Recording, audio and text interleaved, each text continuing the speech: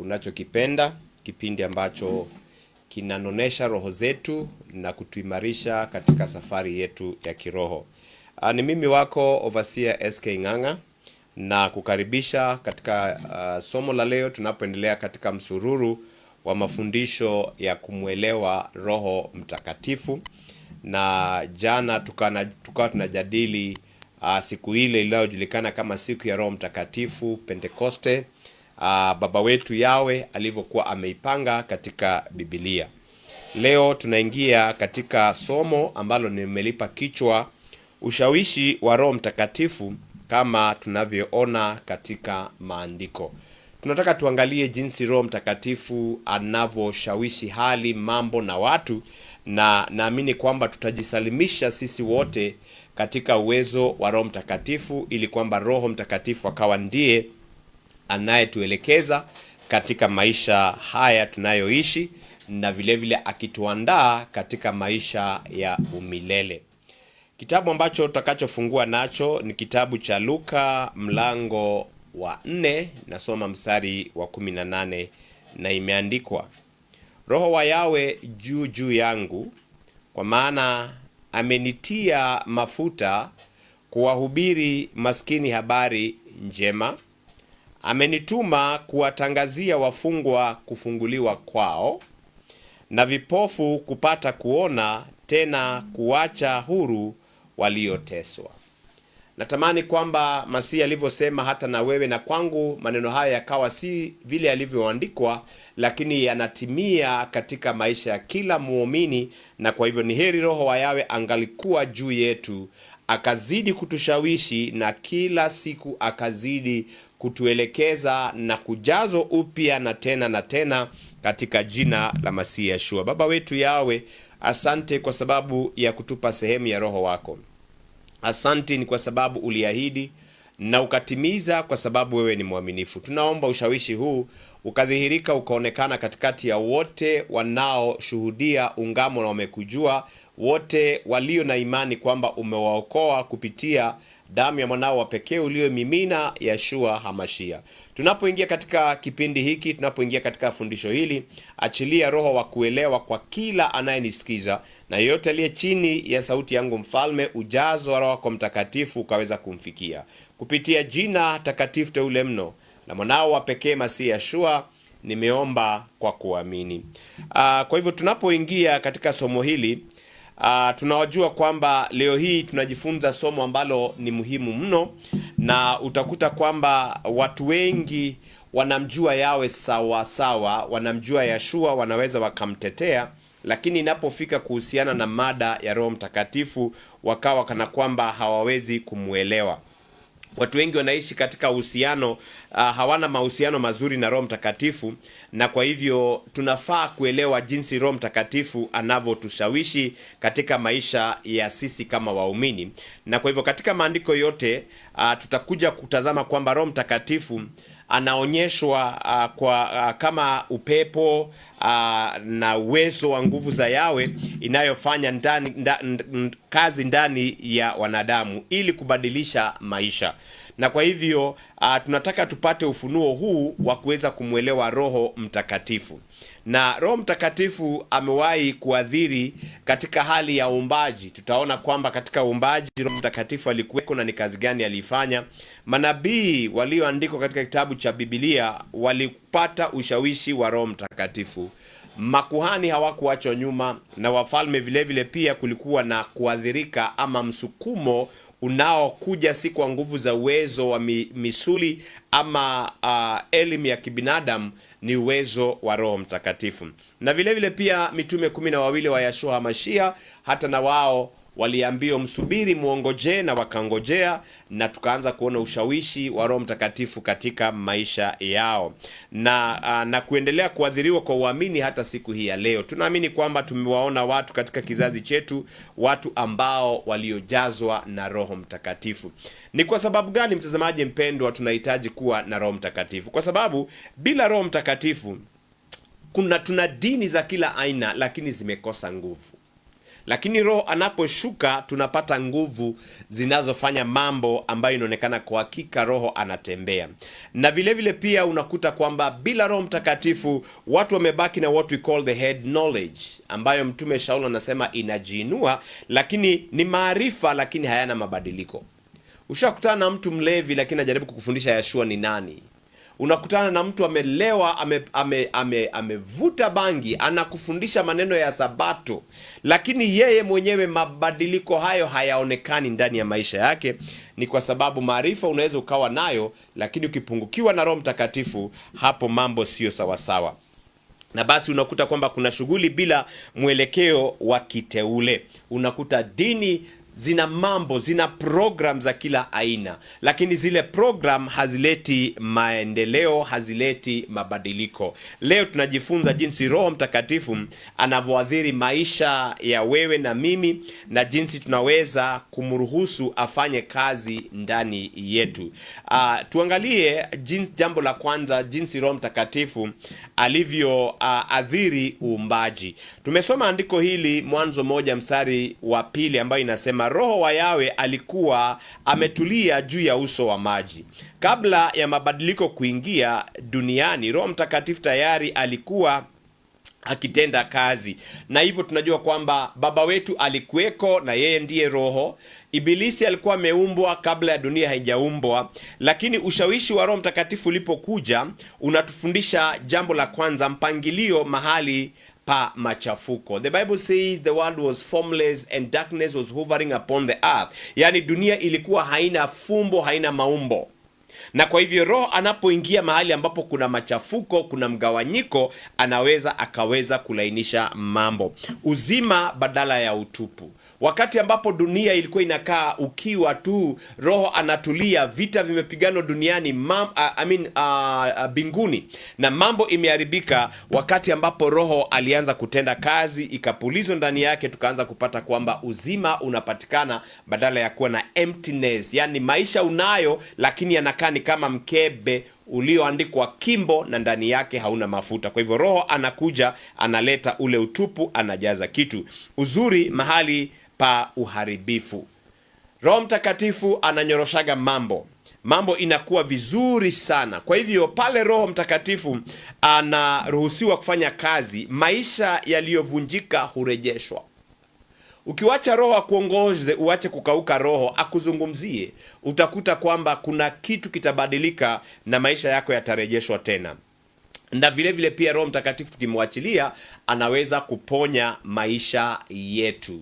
Niposa naomba tukaimba wimbo wa uniguse tena, kila mara uniguse tena, ili mahali ambapo moyo, familia imezambaratika, anaweza akaja akapona na hatima hufufuliwa. Na basi unakuta kwamba kuna destiny ambayo ilikuwa ni yako ukaipoteza, lakini unakuta kwamba baada ya kuruhusu Roho Mtakatifu alivyofanya kazi ya uumbaji, kuna kitu kizuri kinaweza kikaumbwa katika maisha yako. Mtazamaji mpendwa, Roho Mtakatifu huleta uzima na mpangilio wa kiroho, mpangilio wa kiungu, ama mpangilio ambao ni mtakatifu sana. Ninaomba katika jina la Masihi Yeshua kwako mtazamaji wangu mpendwa, ya Roho Mtakatifu akaweza kukuumbia kile ambacho kilichovunjika, kilichopotea. Mwimbaji wa Zaburi anaimba kwamba niumbie moyo safi. Umbiwa moyo safi, umbiwa maisha mapya, ni kwa sababu Roho amechukua usukani wa uumbaji katika maisha yako.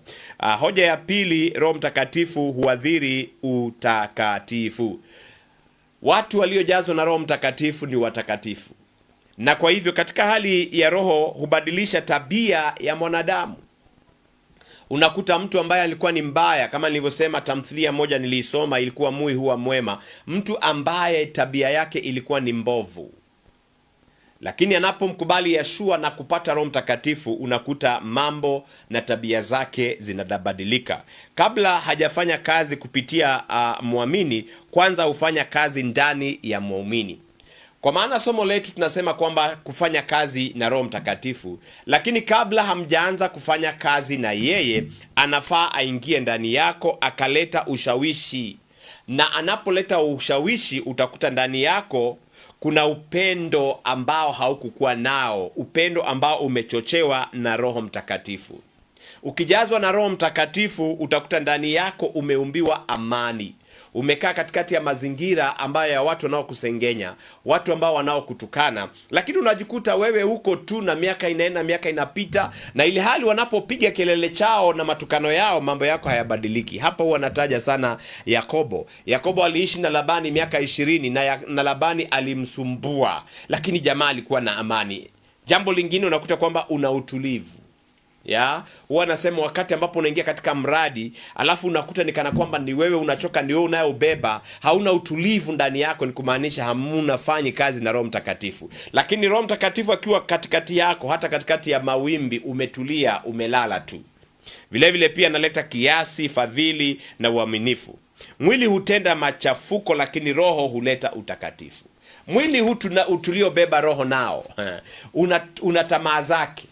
Na kwa hivyo ukiruhusu tamaa za mwili zikuongoze, utafanya kila aina ya tendo liovu. Utaongea maneno ambayo hayastahili, lakini ukijazwa na Roho Mtakatifu utakuta tabia zako ni zile ambazo Yeshua alisema utakuwa ni bubujiko la maji ya uzima. Katika kipengele hicho cha kuangalia ushawishi wa Roho Mtakatifu kutupatia utakatifu ulio kamili, ushahidi wa kweli wa Roho Mtakatifu ni maisha yaliyobadilishwa. Brothers and sisters unayenisikiliza, haitoshi kuwa mtu wa dini.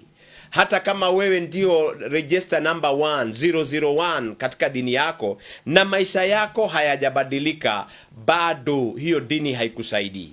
Mchungaji wangu mmoja amezoea kusema kwamba mahali ambapo dini inaweza kukupeleka mwisho ni kukuingiza katika shimo la kaburi na likuzike.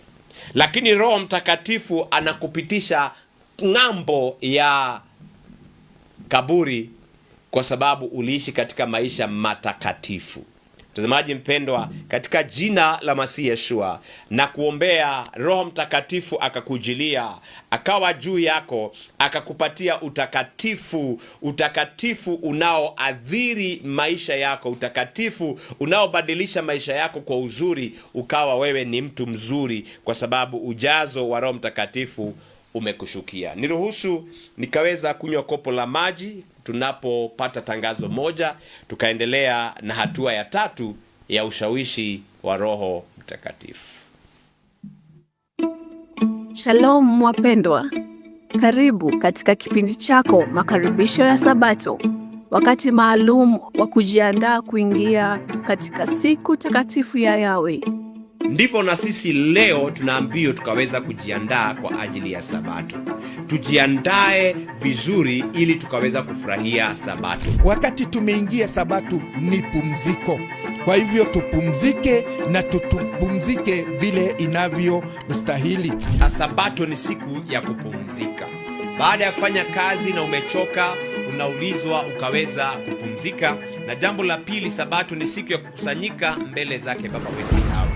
Sabato ni siku iliyobarikiwa, siku ya kupumzika, kuabudu na kukutana na Yahweh kwa kina. Ni wakati wa kuweka kando shughuli za kila siku na kugeukia uwepo wake. Kupitia kipindi hiki utajifunza jinsi ya kujiandaa kwa Sabato, kuingia katika utakatifu wake na kuufungua moyo wako kupokea neno na baraka za Yahweh. Jiunge nasi kila Ijumaa kuanzia saa 12 jioni kupitia Messianic Voice TV. Usikose Makaribisho ya Sabato, mahali pa kuanzia Sabato yako kwa utukufu na amani. Karibu Sabato. Shalom.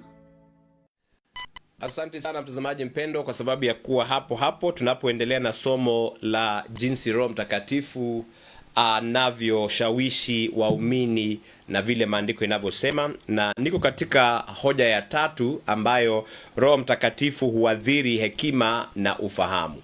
Ukisoma kitabu cha Yohana 16 mstari wa 13 imeandikwa, atawaongoza awatie kwenye kweli yote. Roho Mtakatifu hutoa ufahamu ambao ni wa kiroho.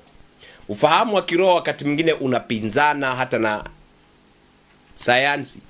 Roho Mtakatifu huleta utambuzi, discernment. Unaangalia mtu, unajua kuna kitu ambacho akili ya mwanadamu haioni, lakini Roho Mtakatifu anafanya unatambua hapa kuna kasoro, ama unatambua hapa kuna njia wakati inaonekana kama hakuna. Vile vile Roho Mtakatifu peana mwelekeo. Umefika mahali katika barabara panda, Roho anakuambia usipite hiyo, pita hii. Na vile vile Roho Mtakatifu katika hali hiyo ya kuleta hekima huwa anatuletea mafunuo. Unakuta kwamba kuna mambo unayoyafanya si kwa sababu umeingia darasani, lakini kuna mafunuo. Watu wengi wana elimu lakini hawana macho ya kiroho. Biblia inasema kwamba wanasoma lakini kwamba kuna basia iliyowafunika. Ninaombea kila mmoja wetu kwamba Roho Mtakatifu atatujilia, ili wakati ambapo unaposoma maandiko hautabakia katika msimamo wa dini. Wazee wetu walisema, fulani wa fulani mwanzilishi wa dini yetu alisema. Yes, alisema, ufunuo wake ulifika pale, lakini huenda ikawa alikosea. Kuna kitu ambacho alipungukiwa. Ukiruhusu Roho Mtakatifu akuzungumzie, bila shaka Roho Mtakatifu atafanya ukaweza kuelewa maandiko kisawasawa. Jambo la pili, atakusaidia kutambua kweli na kuamua, hata kama nitabaki peke yangu, hii ndiyo kweli, nitaishikilia, nitaizingatia, maana inaniweka huru. Na vile vile pia Roho Mtakatifu atakapokufunulia ile kweli, atakuepusha katika hali ya udanganyifu. Ibilisi ni baba wa uongo. Ametumia midomo ya watu wengi, walimu wengi, manabii wengi kuwapotosha wengi, lakini ukiruhusu Roho Mtakatifu awe anakuongoza, unaposoma yale maandiko utajua kweli na uwezi ukadanganyika, na vile vile pia kufanya maamuzi sahihi.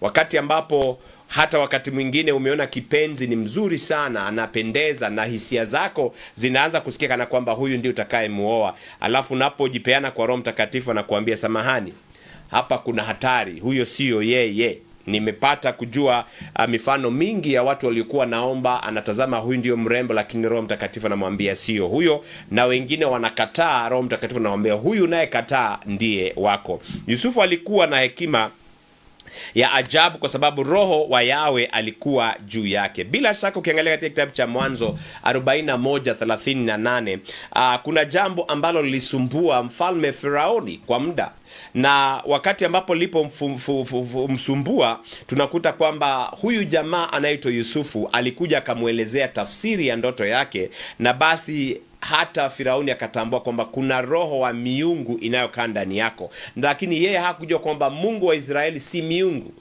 Japokuwa wakati mwingine inatumika neno miungu, ni kwa sababu si miungu mingi, ni uwezo ulio ndani ya Yawe Elohimu Muumba wetu. Roho Mtakatifu hutoa hekima inayozidi uwezo wa kibinadamu. Kwa hakika kama sio Yusufu kuambia kwamba miaka 7 ya utele wangeangamia wengi mno. Ni ombi langu katika jina la Masihi Yeshua tukapata ufahamu wa Roho Mtakatifu kwamba hatutaangamia wengine wakiangamia, mbali tutakuwa tunainuka wakati wengine wanapokwenda chini. Ni kwa sababu tumetumia maarifa na ushawishi wa Roho Mtakatifu. Kipengele cha 4, mtazamaji mpendwa, ninaangalia hoja ya ushawishi wa Roho Mtakatifu, nikiangalia nguvu na ujasiri. Roho Mtakatifu ana nguvu nyingi, na yeye huleta nguvu ambazo si za kawaida, na nguvu hizo zinaweza zikadhihirika kwa mwanadamu kwa sababu ya kuwa na ujasiri. Wengi walipata ujasiri wa kukabiliana na wafalme, na unajua mfalme ni mtu ambaye ana uwezo mwingi. Kitabu cha Matendo ya Mitume 1:8 Biblia inasema, lakini mtakapokea nguvu akisha kuajilia Roho Mtakatifu. Unajua kwamba kabla ya Pentekoste ile ya kwanza, wanafunzi walikuwa na hofu na udhaifu mwingi, lakini baada ya kupokea Roho siku ile ambao tulijadili jana, siku ya Pentekosti, walihubiri sana kwa ujasiri. Walihubiri bila kuogopa. Walikuwa tayari hata na kufa. Na siku ya Pentekoste, ujasiri wa Petero na wanafunzi ulisababisha watu 3,000 wakaweza kuokoka. Petero yule aliyemsaliti, aliyemkana Masihi Yeshua mara 3, wakati huu alikuwa tayari, na tunajua kwamba alipata ule ujasiri kiasi kwamba hata alipouawa alikuwa na ujasiri wa kusema mniue, lakini msinitundike kama Bwana wangu, ninamisheni kichwa chini. Na hivyo ndivyo Petero alivyokufa. Waliponya wagonjwa. hii haitabakia tu katika vitabu vya Matendo ya Mitume, vile ambavyo mitume walivyokuwa wanatenda miujiza ya uponyaji. Tukijazwa na Roho Mtakatifu, tutawawekelea mikono, watapona viwete. Ni kwa sababu za kawaida, fedha, dhahabu sina. Katika jina la Masihi Yeshua, mtazamaji wangu mpendwa, wewe mgonjwa, pokea uponyaji wako in Yeshua's name. Walibadilisha mataifa. Bila shaka Danieli alifanya taifa likabadilika. Mfalme mzima akatoa amri, akasema kuanzia leo sisi wote tunafaa kumwabudu Mungu wa Danieli. Naomba katika kizazi tulicho nacho, naombea taifa langu kila asubuhi kwamba naipatikane watu watakatifu watakaosimama katika zamu ya kujua utakatifu wao na ushawishi wa Roho wao Mtakatifu. Tunaweza tukabadilisha corruption ambayo inasikika iko katika nchi yetu. Tunaweza tukabadilisha viongozi ambao hawamchi Elohimu. Ni kwa sababu tukiingia katika nyumba ya siri na tuwe watakatifu, tuombe kwa Roho Mtakatifu, tunaweza tukaleta mageuzi hata ndani ya makanisa ambayo imekuwa ni mapango ya wezi, walafi na wanyang'anyi. Hawakuogopa upinzani. Walijazwa na Roho, upinzani hawakuogopa. Mtazamaji mpendwa, tunasema Roho Mtakatifu huondoa hofu na kuleta ujasiri wa kiroho. Na ijulikane mfalme, hata kama yawe Elohimu wetu hata tuokoa, hatuogopi moto wako. Kama ni kuisha tutakwisha, lakini hatutaabudu kitu kingine. Ujasiri wa sampli hiyo. Na kwa hivyo katika hoja hiyo ya kujazwa Roho, tuwe na ujasiri wa kuhubiri na kufanya mambo yale mengine. Roho Mtakatifu huwawezesha waumini kutimiza kazi ya ufalme. Katika mada yetu ya kwamba sisi ni mabalozi, tunahitaji Roho Mtakatifu ili kazi tuliyopewa ya kuwaleta wengi tukaweza kuifanya. Kipengele cha 5, jinsi Roho Mtakatifu anavyoadhiri, huadhiri ibada pia na maombezi. Watu huomba, bisha utafunguliwa, inakuwa ni kana kwamba ni desturi. Lakini ukiangalia Warumi 8 mstari wa 26, Biblia inasema Roho Mtakatifu wasaidia waumini kuomba kwa ufanisi. Biblia inasema kwamba wakati ambapo sikujua kuomba, Roho Mtakatifu aliomba akiwa ndani yangu, katika kilio ambacho kimepita ufahamu wa mwanadamu. Mtazamaji mpendwa, ni vizuri kujazwa na Roho na tukaomba ndani ya Roho. Hiyo ni hoja ambayo tunafaa kuijadili tunapoendelea na kusoma hali hii ya Roho Mtakatifu. Ni jinsi gani watu huomba kwa Roho? Ni jinsi gani unapoomba kuna ushawishi wa Roho Mtakatifu ndani yako? Wakati mwingine waumini huchoka kiroho. Kwa nini? Ni kwa sababu anafanya mambo kwa bidii zake, hata anachoka, anasikia kana kwamba kazi anayoifanya haina faida. Ni kwa sababu amekosa Roho Mtakatifu. Hukosa maneno ya kuomba. Sijui kama umewahi kutana na mtu anakuambia mimi najaribu kuomba na shindo. Na ni ukweli, mtu ushindwa kuomba. Lakini ukiwa na Roho Mtakatifu atakusaidia kuomba. Zakaria 12 mstari wa 10, napenda fungu hilo linalosema kwamba nitawamwagieni roho ya maombezi, ambayo watu watakuwa wanaomba wakiomboleza kana kwamba wamepotewa na mzaliwa wao wa kwanza. Waliokufiwa na wazaliwa wao wa kwanza huenda wakajua ule uchungu. Hata Firauni alipokufiwa na mzaliwa wake wa kwanza, ilikuwa ni rahisi kuachilia watu waombe. Kwa hivyo ninakuombea ndugu yangu, ninajiombea nikawa na Roho anayenijaza, kwamba nikiingia katika maombezi naweza kuwa katika hali hiyo ya kuomba na maliza hata lisaa nzima, wengine hata masaa 3. Unafunga, unaomba, ni kwa sababu Roho anakusukuma. Ukijaribu kukatiza maombi, unasikia unataka kusonga, unasonga mpaka Roho atakapo sense kumekuwa na breakthrough. Hapo ndipo utasitisha maombezi yako. Huhisi dhaifu katika ibada. Mtu ambaye hana Roho anajisikia akiwa kwa kanisa ameboeka, anashindwa ni nini linileta hapa. Ni kwa sababu Roho Mtakatifu hayuko ndani yake. Roho Mtakatifu huimarisha mtu wa ndani na kurudisha njaa ya kiroho. Na unajua pale unapojazwa na Roho, utakuta kwamba mahali ambapo Roho wa Yawe anatamalaki, ibada inakuwa lively. Ushasikia mtu anaingia mahali anasema, when I entered in this place I sense the presence of Almighty Father. Wakati ambapo tulikuwa tunaimba, kulikuwa na vibration ya uhai. Wakati ambapo ibada ilikuwa inaendelea, uponyaji ulikuwa unaendelea. Hali ambapo watu wanaomba, uwepo wa Baba ukishuka, kanda za minyororo iliyowafunga watu ikazidi kukatika. Ninaomba tunapoendelea na msururu huu wa maombezi na tunapokaribia sikukuu ya Pentekoste, tukakuwa na ibada ambazo zina msukumo wa Roho Mtakatifu, si ratiba tu zile ambazo tumezoea. Vile vile pale Roho wa Yawe anapotenda kazi, maombi huwa na nguvu. Yes, it is not words, it's not mere words. Na vile vile pia si grammar, yani mtu anayeomba na maneno mazuri yanayovutia masikio, lakini ni nguvu. Nakumbuka Yeshua amesimama mbele ya kaburi, hakunena mambo mengi, aliangalia juu mbinguni, amefungua macho, akasema, Baba, najua huwa unanisikia. Nimeomba jambo hili kwa sababu ya watu hawa wanaonizingira. Akaangalia mlima, akasema, Lazaro, toka kaburini. Maombezi yenye nguvu yaliyojawa na Roho Mtakatifu. Niposa tukasoma neno linasema kwamba Roho wa Yawe yu juu yangu, amenitia mafuta. Ni zile nguvu zinazofanya kazi. Pale Roho wa Yawe anapotenda, mioyo huwa nyeti kwa Yawe. Tunasimama na msimamo mzuri, si banduki. Katikati ya shida na dhiki sitoki katika imani. Mara nyingi watu wamekuwa katika hali hiyo ya safari ya wokovu, alafu unasikia mtu ameanguka, mtu ameacha imani, unashindwa fulani ingewezekanaje? Ni wakati ambapo tumewacha Roho Mtakatifu akawa kando, tukabakia peke yetu.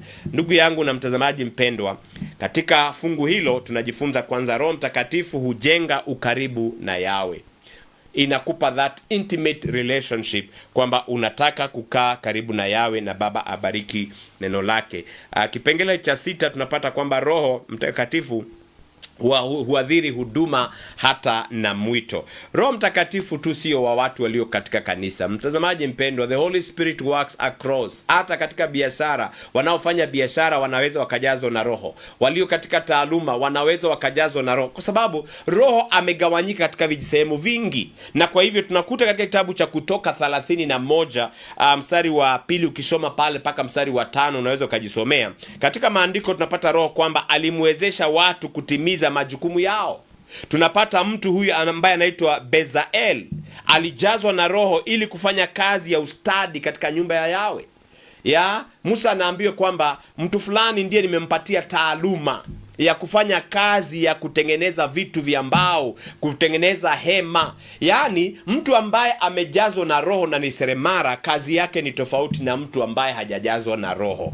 Ikiwa umepewa hiyo taaluma kwa uwezo wa Roho Mtakatifu kama huyu jamaa anaitwa Bezaleli, mambo yanakuwa ni sawasawa. Moses akaambiwa, andika mtu fulani na fulani kazi, maana hao nimewajaza Roho ya kufanya hiyo taaluma. Na kwa hivyo unakuta kwamba Roho Mtakatifu anaposhukia muumini, anaweza akawa ni kiongozi mzuri. Biblia inasema kwamba wanaongozwa na mtu mwenye haki wao hufurahia, na wakiongozwa na mtu ambaye si mzuri, hana Roho, watu wale hulia sana. Na vile vile Roho Mtakatifu anaweza akakusaidia kuwa mbunifu. Kuna watu wamewahi omba, anasema, Father, what do I do? Unapatiwa an idea by the Holy Spirit, unaanza biashara inanoga. Ni kwa sababu Roho Mtakatifu amekupatia ubunifu wa kufanya mambo aina fulani. Na vile vile pia Roho Mtakatifu anatusaidia kuwa ni watu ambao unaweza kusimamia mambo aina fulani fulani. Roho Mtakatifu anatupa hekima. Biblia inasema kwamba kupitia hekima viongozi wanaongoza. Vile vile Roho Mtakatifu anaweza kutupatia biashara. Sikia vizuri, usifikirie Roho Mtakatifu tutamwacha tumemfungia tu katika nyumba za maombezi, la hasha. Pia katika biashara kuna wale ambao wanafanya taaluma zao kuongozwa kwa Roho Mtakatifu na zinawainua sana. Mfano ni Daudi tuliyempeana wakati wa Jumatatu. Na jambo la mwisho kabisa, tunapata kwamba Roho Mtakatifu huadhiri uamsho na mabadiliko. We need the Holy Spirit at this moment for uamsho. Uamsho hapa namaanisha revival. Neno likasema katika Yoeli 2 mstari wa 28, nitawamwagia watu wote Roho yangu, vijana kwa wazee, wasichana kwa wavulana. Roho wa Yawe akishuka juu yetu. Roho wa Yawe akishuka juu ya maisha yangu nguvu za zikishuka, lazima kutakuwa na revival, lazima vijana watainuka, lazima kutakuwa na uamsho, watu wainuke mioyo. Utakuta Roho akishuka, he convict people of their sin, na unakuta kwamba wameanza kutubu hata kabla hawajaambiwa, wanamimina mioyo yao. Ni kwa sababu Roho ameleta uamsho, Roho ameleta mabadiliko. Maisha hubadilika. Mtu ambaye alikuwa ni mbaya, anavuruga ndoa yake, akisha badilika kupitia uwezo wa Roho Mtakatifu, unakuta ndoa ambayo ilidhaniwa haitasimama imesimama tena. Mti ambao ulikuwa umekatwa wakasema hakuna matumaini, Roho anapowabadilisha wabaya wanakuwa watu wazuri, kunakuwa na uamsho. Hapa ninaongea kuhusu mtume Shaul. Alikuwa ni mtu mbaya, mtetezi wa dini, lakini aliacha kutetea dini, akaanza kumtetea Masihi Yeshua, na akajawa na maneno ya kusema ni Yeshua, ni Yeshua, ni Yeshua, hata wakati ambapo alipokufa. Na kwa hivyo mataifa pia huguswa. Tunakuta hadithi ya kule Ninawi, watu ambao walikuwa wameharibika sana, na Baba akaangalia akasema nitawaangamiza. Mtazamaji mpendwa, niruhusu nikaweza kukomea hapo, tukiwa tunaamini kwamba tunahitaji ule uamsho wa kupitia Roho Mtakatifu. Na kwa hivyo nitakuomba mtazamaji mpendwa, ukazidi kuangalia Roho Mtakatifu na kuangalia fundisho, na ili ukaona kwamba ushawishi wa Roho Mtakatifu unabadilisha tabia zako.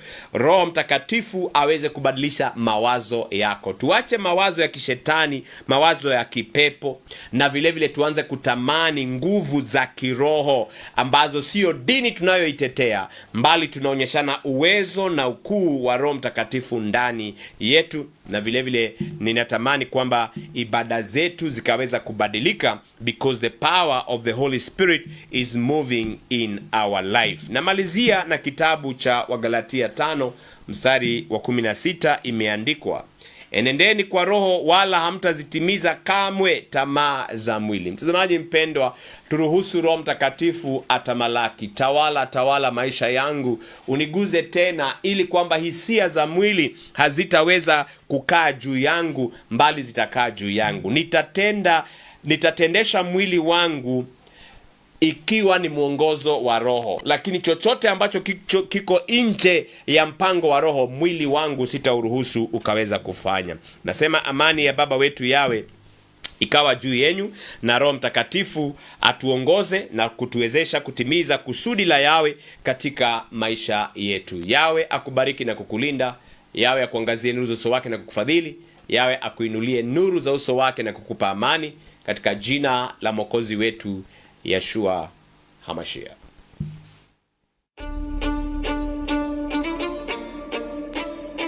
In a world constantly searching for light, searching for truth, Messianic Voice TV has stood as a beacon. For all of us here, this is more than a broadcast. It's a calling.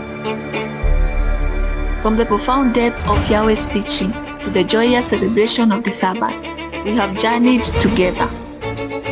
Side by side, we've explored the sacred text, uplifted spirits, and nurtured faith, guided always by the power of His Word. We've graciously brought you inspiring programs such as the Word Fest Show, Safari na Mawimbi ya Maisha, the Wheat and Chaff Podcast, Karamu ya Neno, Kiuo Kia Moyo, Ukarabati wa Ndoa, Biblical Movies, Request Our Songs, and so many more. Every Sabbath, every message, every show, a testimony of the trust you placed in us. You, our cherished audience on Facebook at Messianic Voice TV, you are the heart of what we do.